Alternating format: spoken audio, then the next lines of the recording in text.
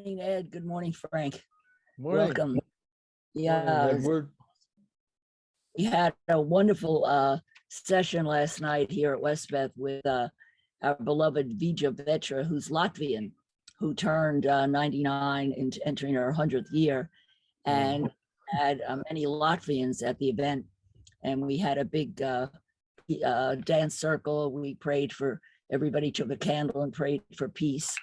And the Latvians are totally freaked out, absolutely terrified of what's going to happen. So we are really, it's such a stressful time for so many people over, and what Israel's been pulling. I have a good article when I'll start the music to wait for more people to come on, and I have it on Facebook Live.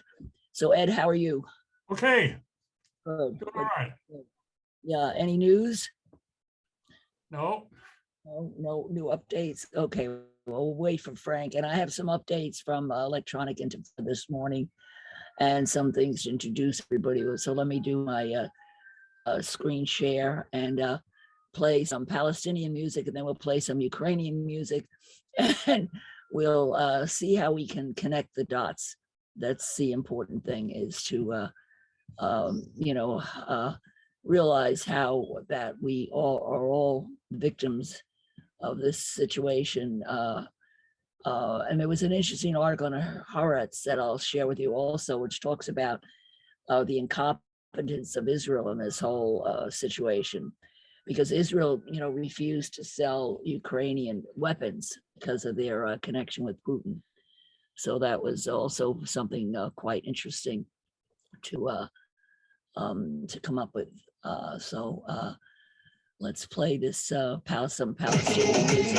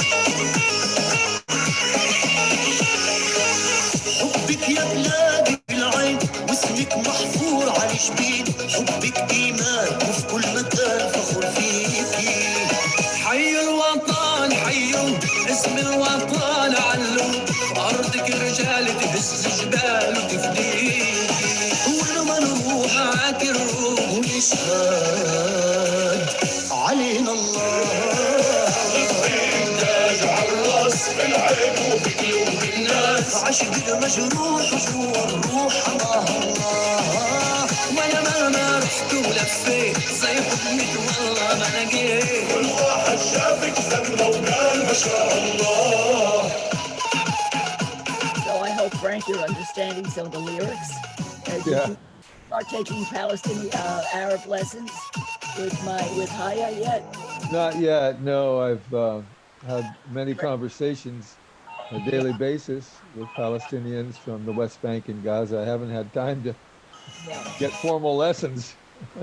We have some people coming on Facebook now. Amin, welcome, and Anas bin welcome, and Anas bin Mudassir, yes, along with Palestine. And I have a new roommate who's from Lebanon, Frank. Oh, right. To come here to New York. He's a godsend. It's like St. Francis arranged this guy to come in. He loves my dogs, and he pleads to walk my dogs and help me. And he loves to clean the house too. He's wonderful. I'm looking forward to meeting him. He's quite an interesting guy. He's wonderful. An architect protect that fact, but he wants to go into law and into maybe human rights law. So he definitely wants to compete too, and he's just wonderful. So now that we have 5 of us together, and I'm understanding some of the lyrics, I'll play another minute. I miss this music so much. I can't wait to go back. فلسطيني نزلوا على الساحة والكوفية بيديهم لواحة خرج يا خرج ودلعونا دلعونا سمعونا صوت الخشب سمعونا Inspiring words of love and freedom for Palestine. And this song of hope and love for Palestine. And now we're going to play something that was quite unique in the history of American TV, where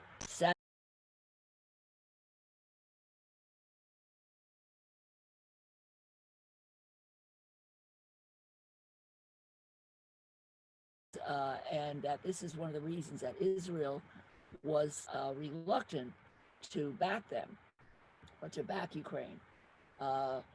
And there's a good article in today's Haaretz that talked about Israel has failed this week's test of humanity and enlightenment. And it points out that in the Israeli crisis, in the Ukraine crisis, Israel had to be dragged to the side of righteousness. Netanyahu, the human air raid siren, again chose to pander to his base. So this is a very interesting point that that because Russia is so we'll say a few days ago seems like an eternity since the Russian attack on the Ukraine began, will not go down as a splendid chapter in the history of the state of Israel. This is due to the government stammering over the topic of refugees who it's fair to assume would be coming to Israel with the intent to eventually return home to Ukraine. Was there truly a need to squirm and engineer all sorts of conditions and barriers to their entry? Could a quota for how many can simply enter been given? So because Israel doesn't only wants the refugees they want, they are waffling over refugees. The other problem is that that Israel is doing to the Palestinians what Russia is doing to the Ukrainians. So this is another reason that Israel is waffling and had to be dragged to support Ukraine. It's an interesting revelation again of the moral bankruptcy of Israel, which we're going to talk about. Frank is going to lead us in discussion. And then during this week, we saw, while the world was distracted, welcome Richard from Lebanon. While the world is distracted, and welcome to Anas and Imran. Hi, welcome on Facebook Live.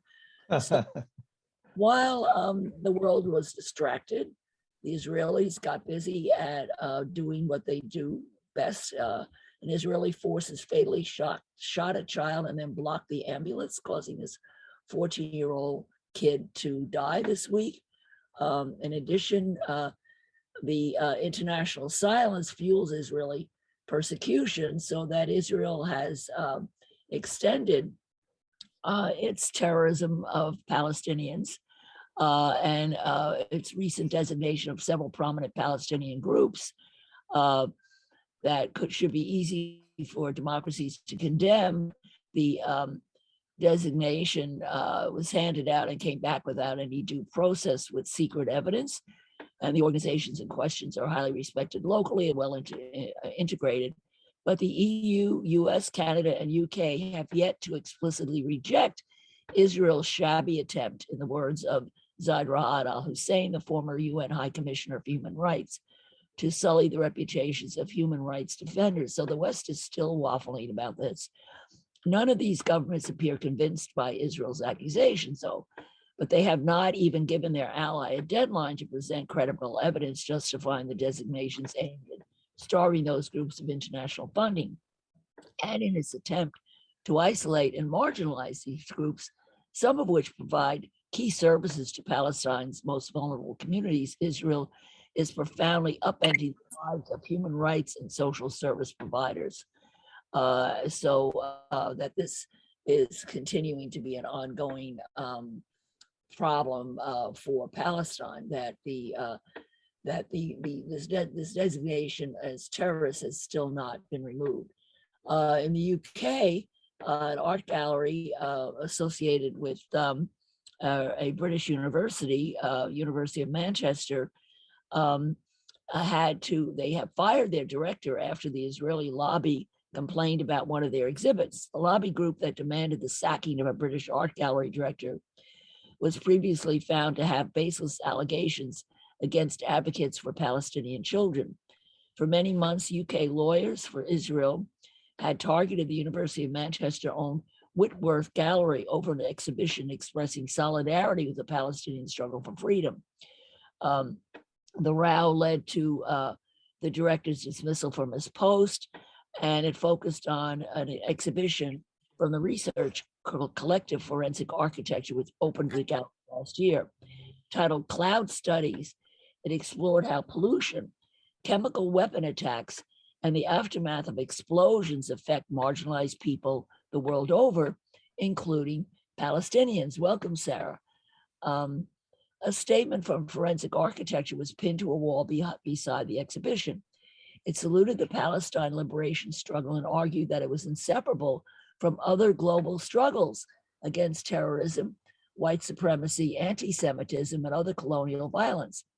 In response, UK LFI fired off a threatening screed to Manchester University's administration, arguing that the institution breached the public sector equality duties by not considering the impact of the inflammatory language and representation of the exhibit.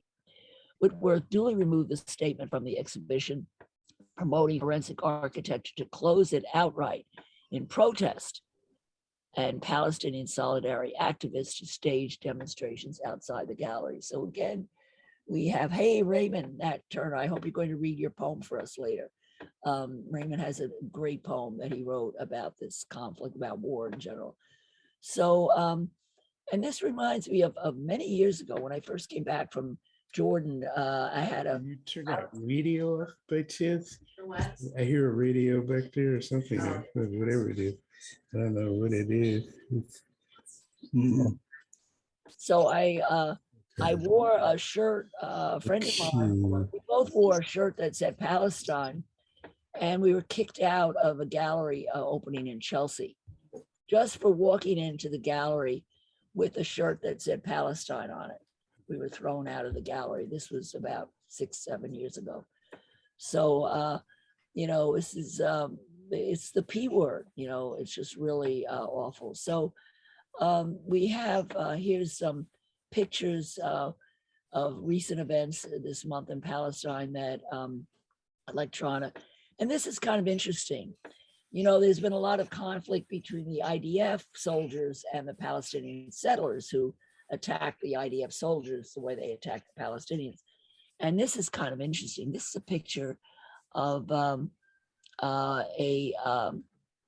Palestinian man plants an olive tree in front of Israeli soldiers during an action in solidarity with Palestinian farmers in the West Bank village of Burin on February 4th. 2 weeks earlier, settlers from the neighboring Jewish settlement outpost of Givat Ronen, close to the Jewish settlement of Yitzhar, attacked activists while planting trees in the area.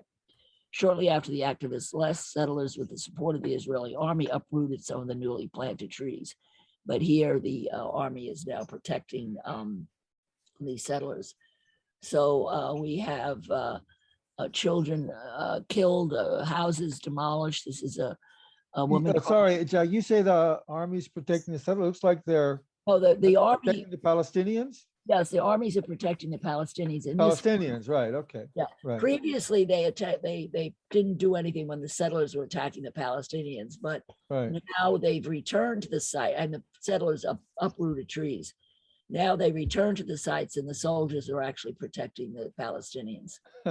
uh, so, um, here's Israeli forces destroying water wells south of Hebron. Here, Palestinians in Gaza protesting against the. Ed, I want to mute you. I think there's some. I'm not sure where the noise is coming from. Anyhow, so Palestinians protesting against the session of the Central Council of the Palestinian Liberation Organizations.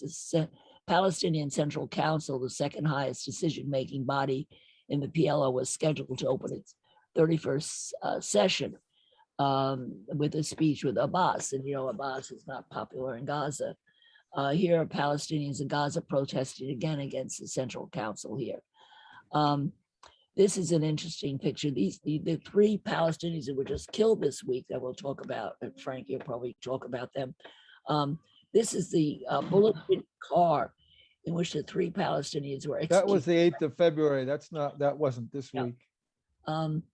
And here's the mourners going to the February 8th. Here are the That mourners. was before the invasion. Yeah, this is anyhow. All right, so catching up with the recent events, we know that Israel has taken advantage of the situation to increase its attacks on Palestinians, and also particularly Palestinian houses, more houses being demolished. So Frank, do you want to share with us your thoughts and particularly the ICC situation, because there's an ICC brief now in process against Russia, and what does that mean for Palestine?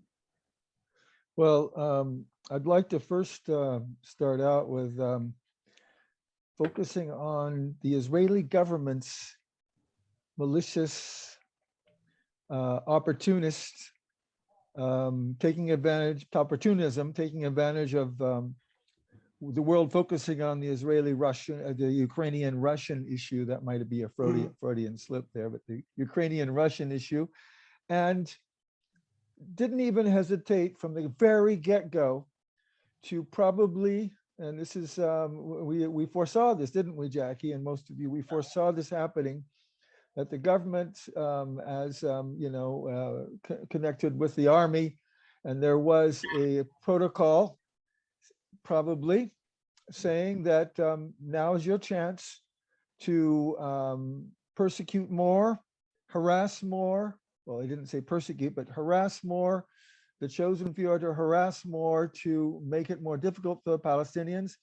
And right from the day of the invasion, we foresee it, unfortunate that there was a killing of Shahad Salah. Shahad Salah, and I think it's good to go into the detail here so we understand what's going on. And I read on both sides, not just the Palestinian side of it. I also read the army reports and so forth. But this man, who is a university student, lives in a refugee camp near in Hebron, and he was walking with a friend south of Bethlehem near Al-Qadr village, and the village he saw happened to have I'll get into that a little bit later. Anyway, this person was simply about 100 meters from the wall, and the soldiers immediately fired on him and killed him because he was in an area where there had been Molotov cocktails thrown from this area over into maybe at settler cars, because this is right, there's a wall and then there's a highway. And so here he is. I think that the soldiers were given the order, anyone, now the world is distracted, just anyone anywhere near the walls, anyone looking, you can even trump up the suspicion stuff and shoot, and killed this man Salah. And and then there are conflicting reports. For instance, the Israeli army says he was in this area and he was throwing a Molotov cocktail. And many witnesses say he was 300 meters away. He wasn't even 100 meters away from this area. He had no Molotov cocktail. He was simply targeted by the Israeli army and killed. And then we come to, this was again the very day of the invasion. It's not by chance that the Israeli government has this policy. It is a method. It is a method, and also taking advantage of world distraction. Then we have, and you had the photo of Abu Afifa on March 1st. Abu Afifa is a university student as well, and was walking in south of Bethlehem with a friend. And they were walking in an area controlled by the Migdal Oz settlement. And there were a number of settlers gathered at the entrance, and they simply changed course. They didn't want to confront them. They knew the settlers might, attack them, especially now when they're also aware. All the Palestinians are on guard, knowing that now that the world is distracted, that they're ignoring what Israel is doing to, raping the Palestinian people and killing them, and so especially children.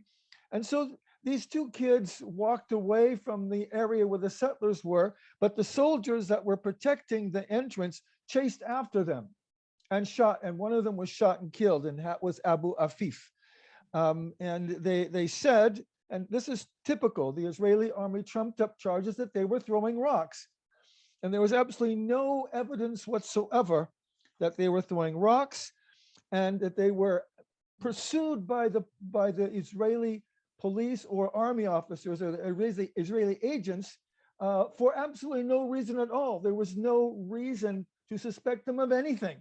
And one of the soldiers simply reached out for his gun and shot Abu Hafif as he was walking. I think they ended up seeing the soldiers and seeing the settlers and started walking fast. Maybe they even started running, realizing they're being targeted now for no reason.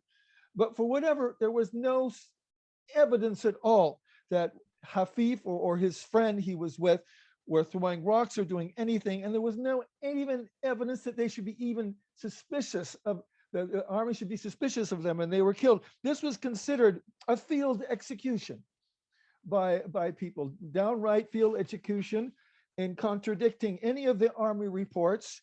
And then now we have, we're going to Jenin now, where I've been very active, and the refugee camp there. And then we're talking about Hosari, Abdullah Hosari, and Shadi Najm. Yes, the Israeli Secret Service intervened in the Jenin refugee camp to apprehend someone wanted for terrorist activity. But it so happened to be on March 1st, after the invasion again, making themselves quite evident, making themselves quite provocative. And they did apprehend this person in the refugee camp on March 1st, who was wanted for terrorist activity. They were leaving, and they claim, the Secret Service, that they were shot at by some of the inhabitants of the Jenin refugee camp there. And Najm, Shadi Khalid Najm, just walking back to work, was shot and killed. There was Hosari, who's apparently was involved, I think, in Islamic Jihad, who might have been involved in the shooting. He was killed as well. But this killing of Najm, who's, a father and to support his family, was going home from work when he was killed, there was no reason. It was simply wanton, useless killing, another type of an execution. So let's get to the beatings and the arrest. We have the Al-Isra wal Miraj celebration of the Palestinians in Islam, a very important holiday, which started on the 28th of February.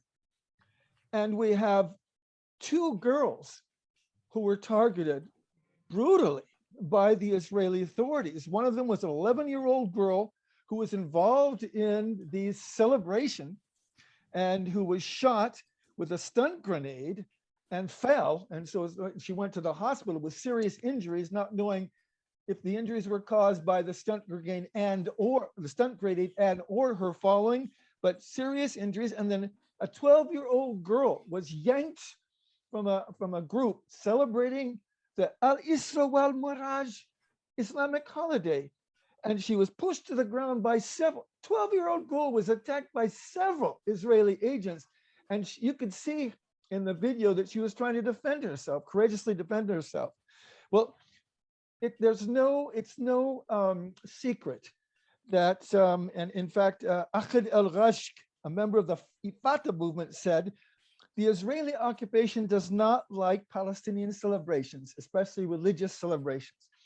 And so these arrests, the harassing by the Israeli police and the shooting of stun grenades and the skunk juice that they spray at people and the tear gas began on Monday, beginning of Al-Isra wal Miraj, when the Palestinians were approaching Damascus Gate in the old city, chanting religious songs.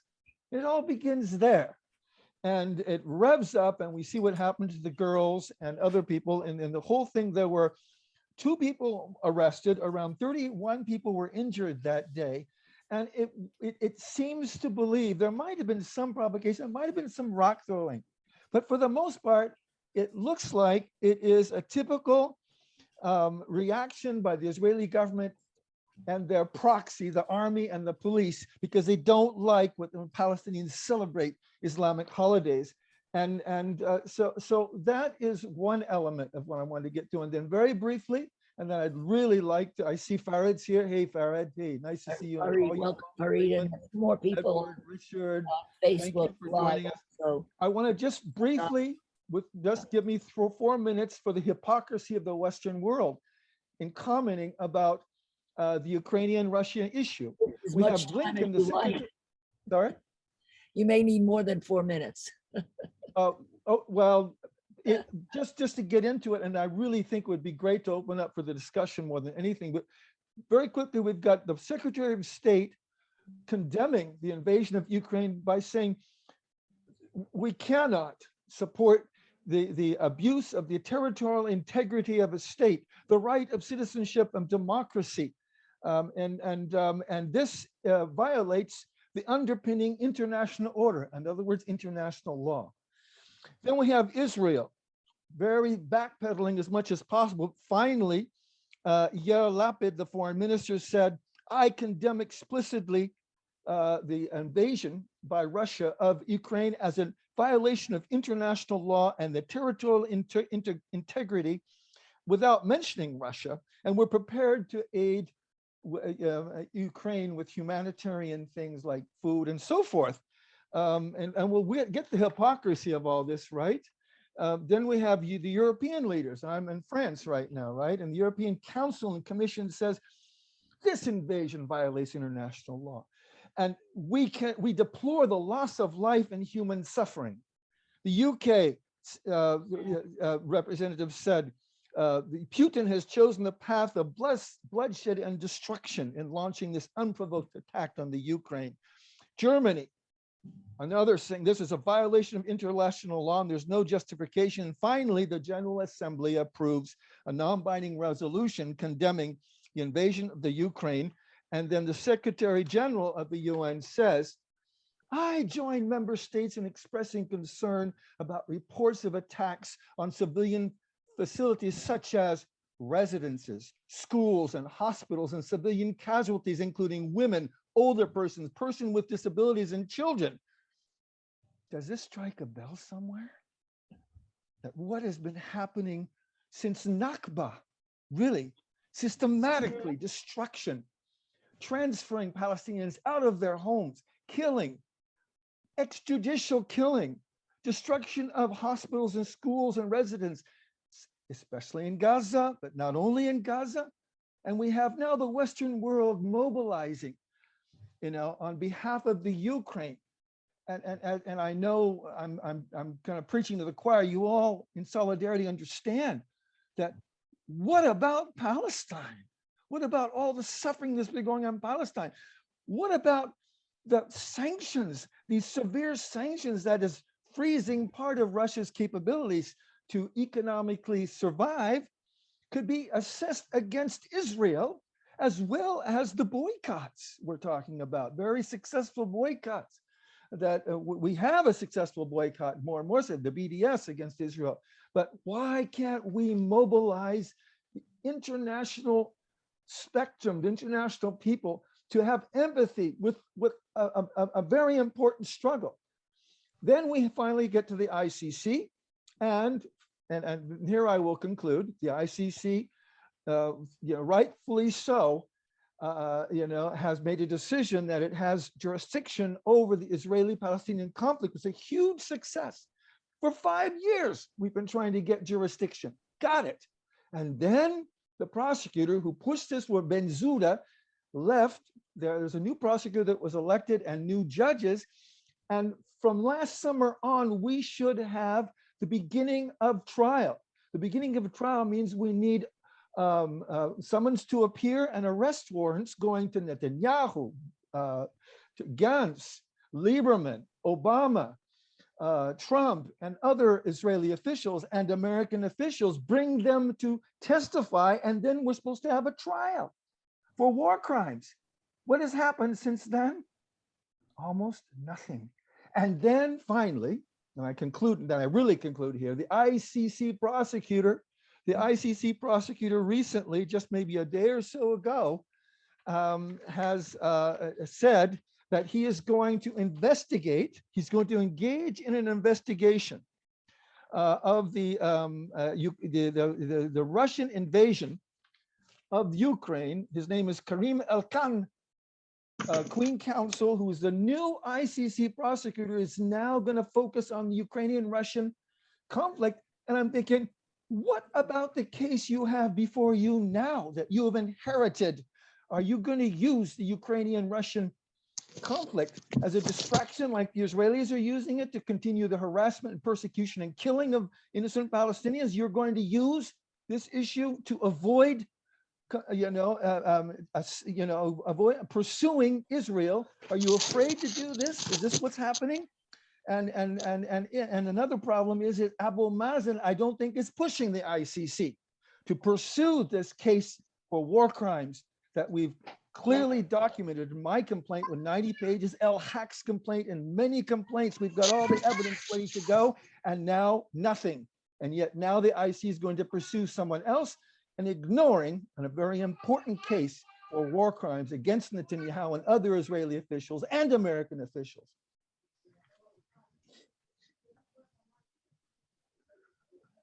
So hopefully we can get some feedback. Yeah, Richard, you've been wanting to intervene. I want to welcome Isa from Burkina Faso in West Africa.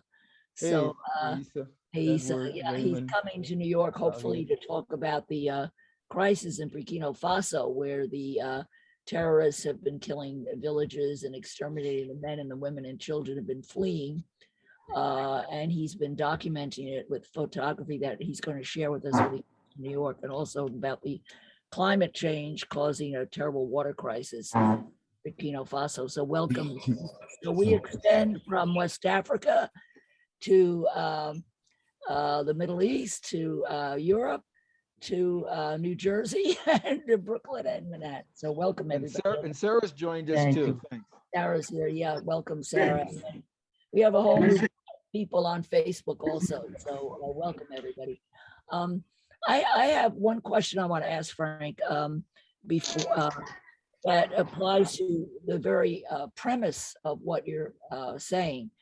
Do you think that the soldiers have been giving new marching orders by the government? Is this why are they doing this? Have they been ordered to be more aggressive in taking advantage of the situation, or are they doing it on their own?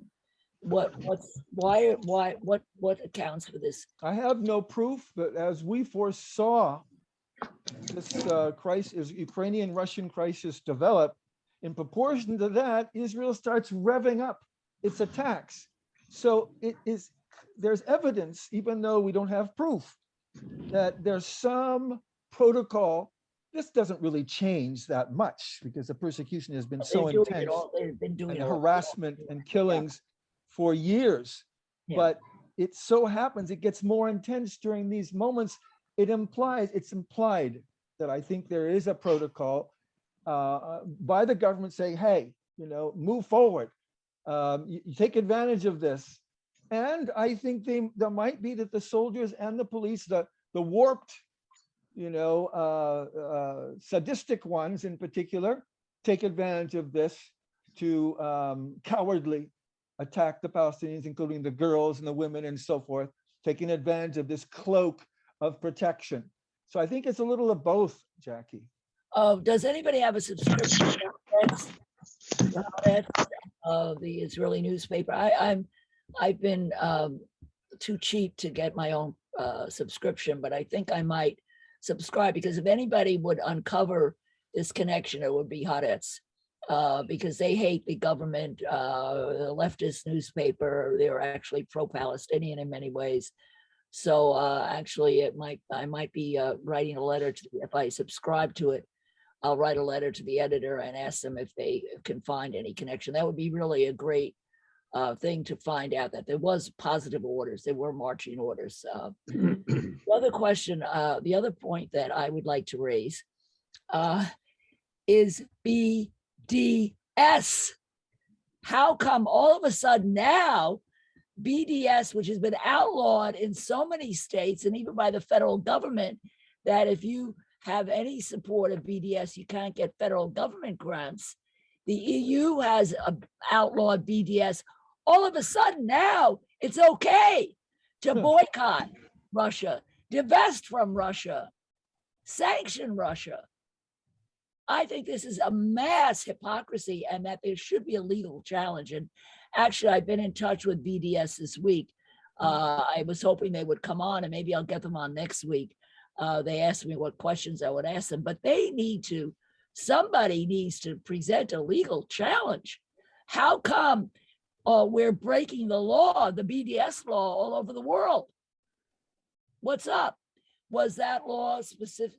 It didn't say BDS saying against Palestine when they passed those laws. They just outlawed BDS. I think it's the most hysterical and interesting form of hypocrisy. But I think wasn't BDS also in some legislations in some U.S. states, for instance, linked to the possibility that the accusation, the typical unfounded but typical accusation that's founded that the BDS with respect to Israel is based on anti-Semitism and a hate crime. I think wasn't there a link to that in some of this legislation, Jackie? Maybe it's focused on the Israeli-Palestinian issue. But I have to investigate that. Yeah, we'll look into it. Richard wants to say something, but I think yes, it was a blanket condemnation of BDS. I think. Richard, talk. Now, one, we have to forgive Russia because Putin, he is Jewish, right? So we can't say too much against our friend because he's Jewish, right? Anyway, if you say anything against the Jews, you're anti-Semitic. Now, here's something that is bugging me. 3 weeks ago, nothing has been done so far. The whole Middle East, actually most of the world, don't know what a Semite is. Do you think I'm Semite? Are you a Semite? No, you're not. Are the Syrians Semite? Are the Lebanese Semite? Are the Iraqis Semite? Yes, they are. So my suggestion is, by the way, Russia made COVID die, COVID died, changed focus. Nobody talks about COVID anymore. If the Palestinian made signs, carry signs, put signs on the wall, put signs everywhere they can to say one thing: we are Semites. Okay? To say that the Syrians are Semite, the Lebanese are Semite, because the big thing right now is if you say anything against Jews, Israel, you're anti-Semite. If you say anything against Syria or Lebanon, nothing.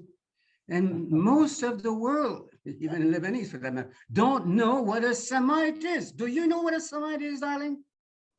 Do you? Jackie, do you know what a Semite is? Yeah, of course, it's a people from Middle East origins from the Middle East. That's goes back to ancient Canaan and yada yada yada. So They're from Noah. actually, I have some of that DNA. When I did my ancestry test, I Mhm. found out I have some of that So DNA. the So, descendant yeah, of Noah's son called Sam, Cam, and Japheth, Sem are Semites. So all those from the Iraq to Lebanon are Semite. But there are some good Jews in Israel, no doubt. But the world needs to know. The world does not know what is a Semite. So if you go against a Palestinian, you are being anti-Semitic. End of story. Unless this thing is changing the view of people, they say, well, you're an anti-Semitic. The worst thing you can say to somebody today, anywhere, in politics especially, is you an anti-Semite, you're an anti-Semite. Well, what the fuck, you don't even know what a Semite is. So please, forget anything else. Focus on one thing and one thing only. Write it on the walls, not just yapping. Walls, a building, signs, anything. We are Semites. So anything against Palestinian, then you're an anti.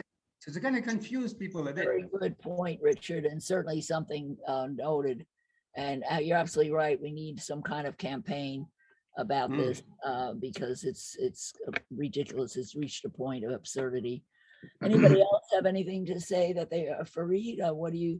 Why do you think Israel's increasing? Do you think it's a direct order or just done instinctively?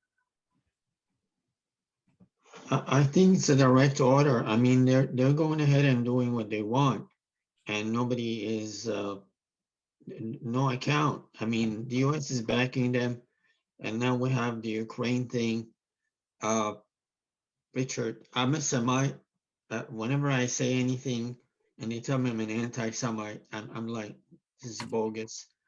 They use that to just shut down people with the Semitic thing. Israel has all the green light, and Abbas is cahooting with them, and he's very afraid for his seat. So the most of the population and the Palestinians are not supporting Abbas, but there's a lot of, he cracks down, and he's been appointing all these men around him. He needs to step down, but he's not doing that. He's a sharmuta. You know Sorry? what a sharmuta is? He's a Yes, sharmuta. I know Sharmuta. Sharmuta. Yeah, it's an Sharmuta. Arabic word, mean you're a whore. Yeah, Sharmuta. Yeah. Anyway, we don't need to write it on the walls. We're Semites. Israel uses that. No. You need to write it on the wall. People don't know. You know you're a Semite. I live in a country, they're all Semites. I go around and ask them, do you know you're a Semite? They look at me like, what disease is that? They don't know. They don't know. If you don't know, you have to be told about it. And only when you know what is a Semite, then you can stop this bullshit of saying, you're an anti-Semite because you said something against the Jews, you're an anti-Semite, which is like baloney. We If have you to don't think of creative ways of getting that message out. I'm going to think about it this week. I'm What? sure there's some creative ways that people can come up with. I'm going to post it on my Facebook site. And a black paint on the wall. yeah, black yeah. paint Well, on the you know, wall. That's I have a big window that I hang signs out. I hung a beautiful sign for Black Lives Okay. Matter out my window, hanging out West Street. Maybe I need to make a Palestinians or Semite sign and hang it out the window onto West Street. But especially in Palestine. Yeah, Especially in Palestine. yeah. Because this is where the focus of the targets. And suddenly the targets, and then the Jews who don't know, they say, what? They're not Semite. They start to question themselves. What is a Semite? We're Semite. You're not Semite. Aha. So you get them confused. All right, I'd like to bring it back to Ukraine. How can Palestine latch on to the coattails of these international outrage? I think to be mad at the Ukrainians because they're getting sympathy is counterproductive. I understand why Palestinians feel that way and are very angry, and some Palestinians are Russia, because they're angry at the Palestinians for getting sympathy where they don't. But that's really counterproductive. I think we have to think strategically on how to use the Ukrainian crisis to the advantage of Palestinians and not set it up as something in opposition to Palestine. So does anybody have any suggestions or thoughts on that? Well, I think the question of international solidarity comes up very boldly in this whole war. On the one hand, just the way the African immigrants were treated in terms of when they were trying to leave, the African refugees when they were trying to flee. So that is called attention to. So there's, and then and one can't help but look at the pictures of the bombings and the buildings, and it's straight up Palestine. When that apartment building, I think it was 5 stories or 6 stories, was taken down. It looked, it's the same, rebar, crumbled buildings are the same, whether it's Ukraine, Palestine, or Harlem for that matter. So I think the question of international solidarity just has to be raised as a principle and fought for. Yeah, because it's the poor, the vulnerable, the workers, the people at the bottom of the pile who are suffering in all these places. Right. I agree 100% that, and actually a friend of mine from Australia sent me a new version of the Internationale by Tom Rover to play for everybody at the end of this program. That absolutely, that there needs to be a worldwide solidarity of that it's the people in power, are behind all of this. And it's the poor that suffer. Anybody have any? I just want to say one more thing, though. I do think it is important that people who, Palestinians themselves are obviously the most forceful voice, and Jews would be the next, and allies who have been working in that, our comrades who've been working in that arena should be, bringing it up very forcefully right now. Now's the time, because the hypocrisy is very blatant. And then on the question of the African refugees, they've really had to come to terms with that and try and address it. So I think now is the time while the iron is hot. Right. Yeah, absolutely. Yeah, today, and actually Frank forwarded me, there is the Los Angeles Jewish Voice for Peace group, and I posted the link in the email I sent about an hour ago. They are having a film festival of a documentary film on the artists of Gaza. So in Los Angeles, Jewish Voice for Peace is playing a documentary about Gaza artists. And how people make art in war and struggle. So that's at 2:00 actually, after we finish this session. So right. the link and let me just add it. The link is on Jackie's email to us if you want to go back and look at the renewed notice of this event. And Mike, and it's Maurice Jacobson's video. It's preceding his attempt. And I'm part of this group that is trying to get into Gaza, bring in artwork that Gazans have done that haven't signed, that they want to bring in artwork that they've done, left in the States somehow, and then have them sign them, take them back and put them on art shows in the United States, and then interview Gazan artists. And then obviously with the video that Maurice Jacobs is doing, trying to help him with it, this is preceding Maurice's attempt in 2 weeks to get into Gaza and to continue this activity in Gaza. Great. That's very important. Very important. So I think Jewish Voice for Peace has been very active. And I know that they've been making statements about the Ukraine and actually linking it to Palestine. So, but this is happening, but we have to make a louder noise. I think the thing that terrified me was the attack on the nuclear facilities. I didn't sleep Thursday night. I woke up in the middle of the night to see what was happening, because that could literally destroy half the planet. And it would destroy Earth as we know it. That the nuclear, it's a large nuclear site. It's being, Russians with guns are aiming at the people who run the site, who have not had a chance to relieve their shifts, who haven't had sleep for days. It's an extremely dangerous situation and against international law to attack nuclear facilities. And Putin just seems to be getting away with doing whatever the heck he wants.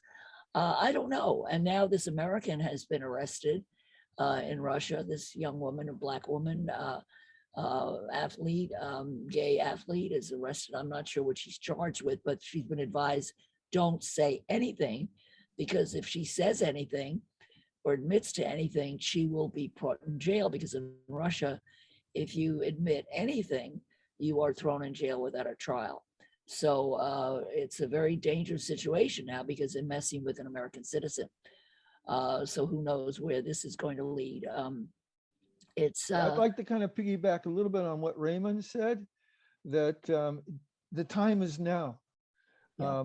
As you brought up, Jackie, and you brought up, and Fareed, with this protocol that's a clear protocol, and also in the guts of the kind of sadistic Israeli agents to take advantage of this situation to continue persecution and killings of defenseless Palestinians. It's time to organize and bring it to the attention of the world. You're talking about a humanitarian crisis. You're talking about destruction of hospitals and apartment buildings of civilians. And we've been trying to bring this to the attention of the world for years of what's happening in Palestine. It's easy for you to talk about something else. It's more comfortable to talk maybe about Ukraine and Russia. We're talking about European types, whites, not brown, people of color. And it's easy to talk about the Crusades. Muslims. Yeah, non-Muslim.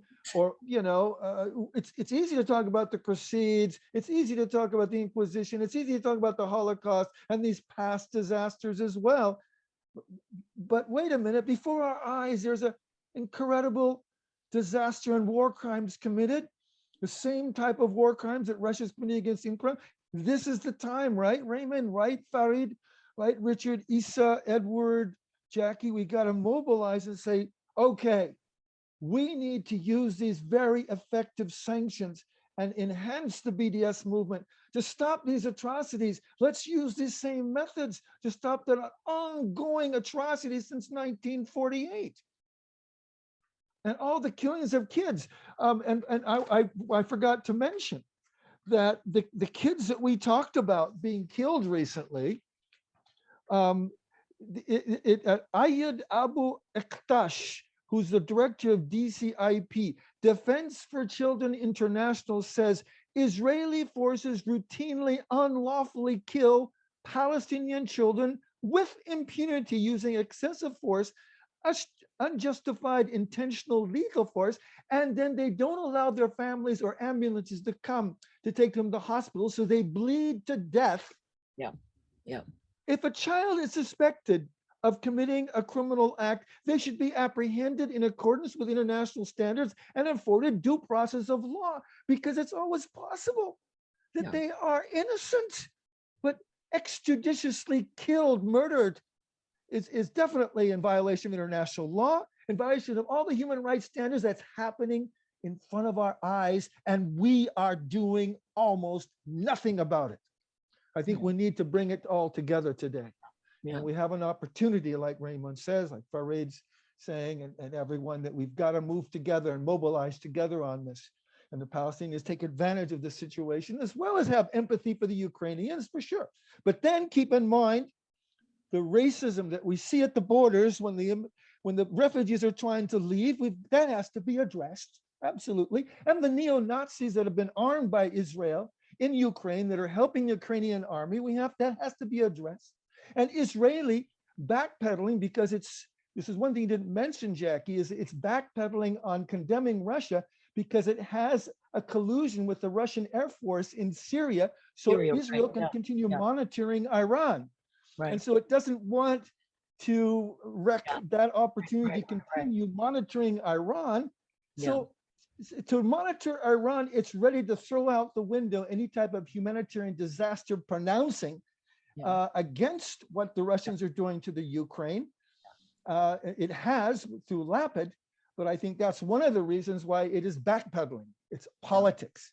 Absolutely. Instead of politics take precedence over a human disaster that we all, including Israel, need to get behind.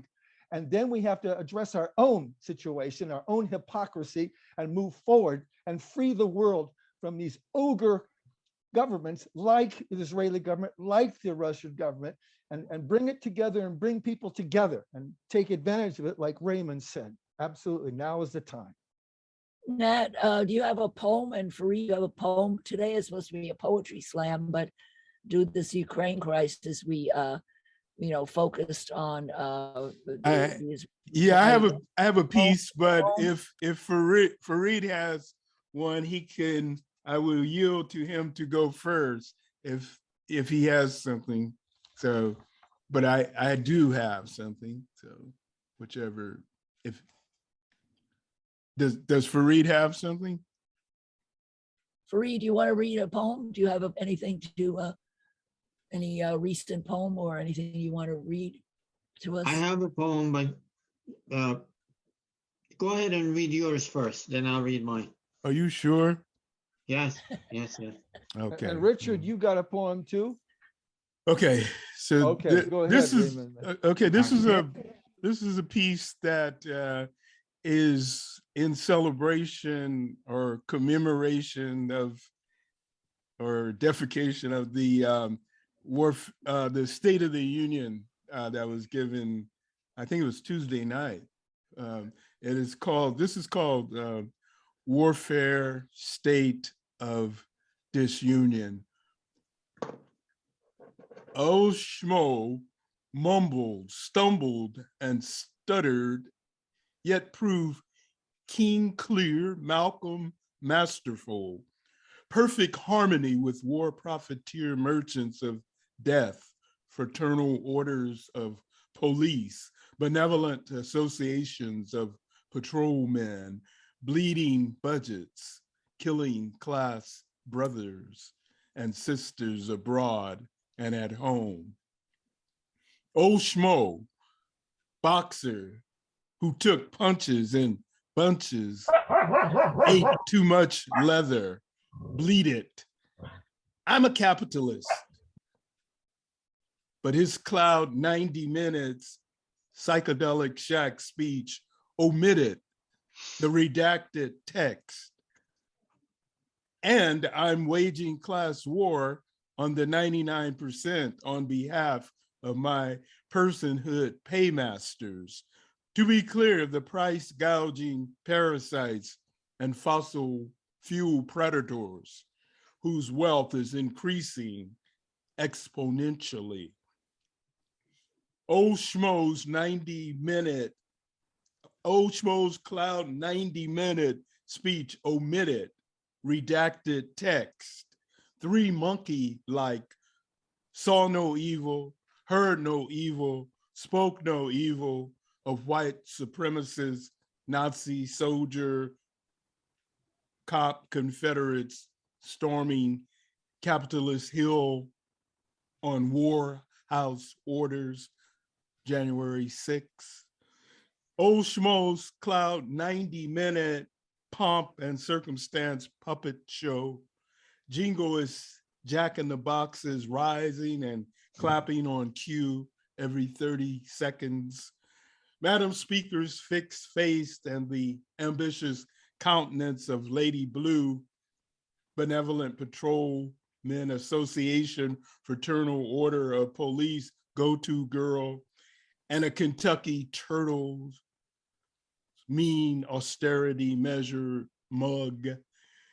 Raytheon's Raven calling war, war, war forevermore to grim-faced, junk metal-chested grifter generals representing rule of maudlin merchants of death, sentimental warmongers, bipartisan bellicosity, intersectional empire made in America, USA, USA, USA. Old Schmo's cloud 90-minute speech preceding shrill, vapid, viral tag teams of talking heads. Fox box foot soldiers teaching us that you can be what you want to be.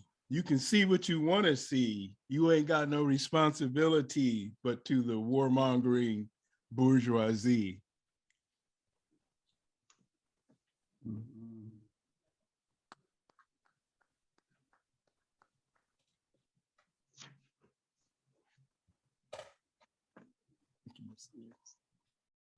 Farid? Yeah, I have a poem that I guess Richard was talking about, a Semite and who's a Semite and who's a not.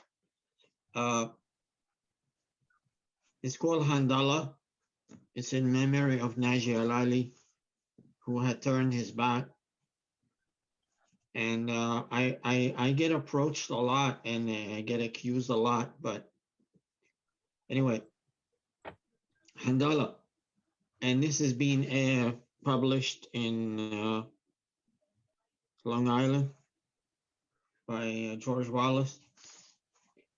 A man approached, intruding on my space out of the blue moon, asking, "Boy, where do you come from?"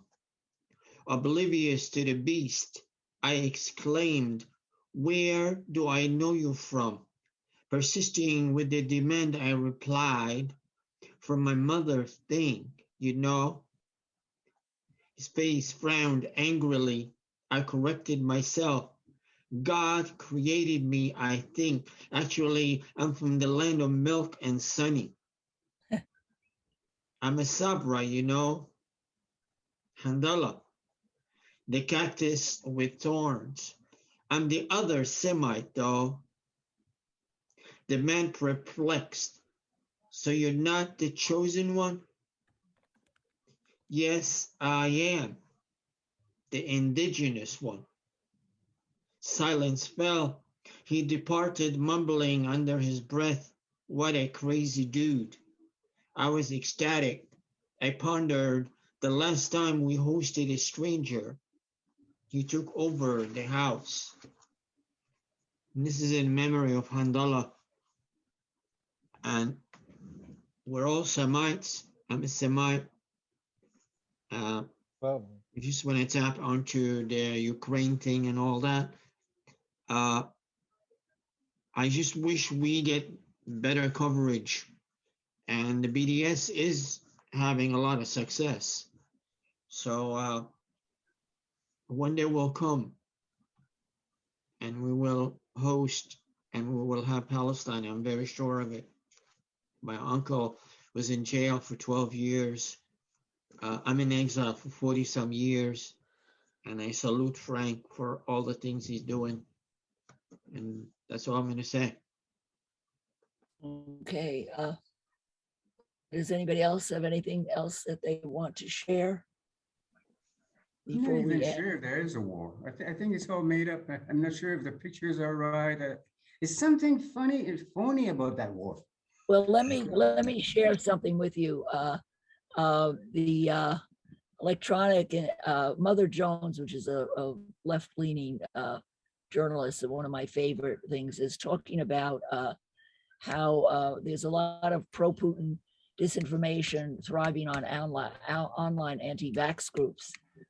So this is the QAnon has taken over the conspiracy, and with the far right and Fox News, where they are producing there are particular individuals within the anti-vaccine world who are attainable to pro-Russia propaganda. And that would include people around QAnon and Trump. So we have to be careful. It's a very good article. It's very depressing actually to read, but it's we have to be really careful. And if anybody's watched Fox News, if you could bear it, there's Laura Ingraham evidently has come out very pro-Putin. And one of the things that they claim is that Ukraine deserves to be destroyed because it has full of bio labs that were funded by George Soros to produce biological warfare.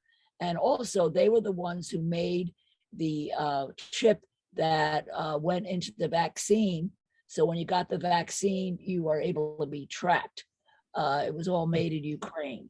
And that's why Ukraine deserves to be destroyed. That's one of the theories that they have. Of course, you know, if you have a cell phone, they're tracking you anyway. You don't need to be vaccinated. All you need to carry your cell phone. But so that they're claiming that Ukraine is part of the vast Soros conspiracy against humanity, which is very anti-Semitic.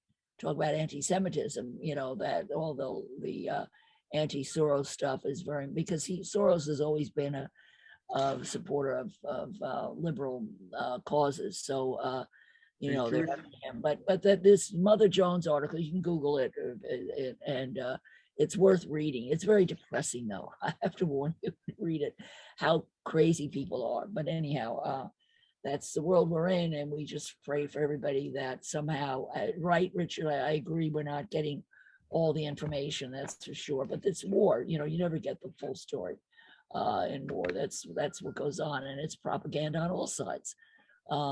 Everybody wants. Truth is the first thing to die in any war. That's right. Absolutely. You're absolutely right. So thank you everybody for joining us. And I thank everybody on Facebook. There's a whole bunch of people, must be 10, 12 people on Facebook Live watching. So and thank you, Farid hi, and Sarah. Raymond, Hi. for your poetry. Your poetry is just beautiful stuff, powerful stuff. Right. And so let's see where this week takes us. I'm going to try to get BDS people to come on next week. So wish me luck. Or Jewish Voice for Peace is also, I've been in contact with them through Brooklyn for Peace Group. And please join us at, it's 2:00 Yes. Eastern Standard Time in about 45 minutes. Right. And the link Jackie has put to the emails to people that will talk about, you know, the upcoming trip to Gaza and the Gaza artists, and you know, and the whole Palestinian situation. We'll discuss that together on a Zoom things, and you're all invited to join us in about 45 minutes.